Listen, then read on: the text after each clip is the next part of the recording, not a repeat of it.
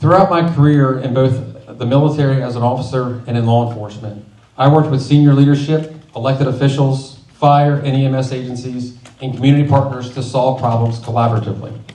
Early on when I began working in patrol, there was a divide and tension between troopers and deputies.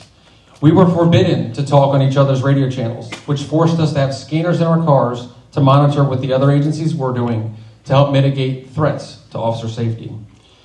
Little by little, I worked through that barrier by engaging troopers routinely, making friendships, showing up on calls anytime I could. Within a few years, we were sharing the radio, volunteering to take each other's calls, and having meals together. This proved valuable. Our desire to work together had grown so strong that another trooper and I pitched to the Salisbury Barrack to adopt a sheriff's office schedule so that our shifts could work together each day. After a few months trial period, the entire Maryland State Police adopted that schedule. Also, some of the best training I've ever attended was when we were partnered with fire and EMS. You heard me mention earlier how that training proved it's valuable and saved a man's life.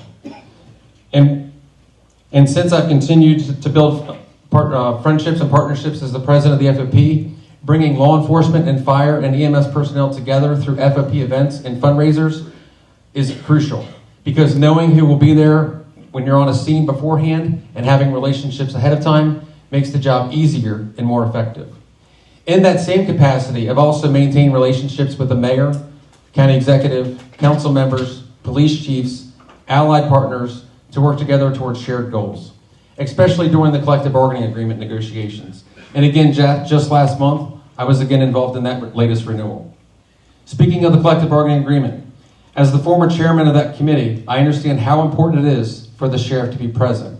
And as when I was the chairman, he was not. I will ensure that I will let no deputy or the FOP will have to fight alone. I will be there with him as a supporter and an advocate as they negotiate with the county executive.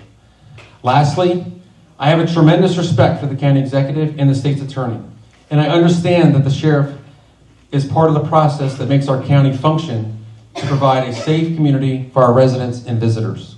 My relationships are genuine, not self-serving, and I will continue to leverage those and build on the foundations, because the best partnerships are built before you need them during an emergency. All right, thank you.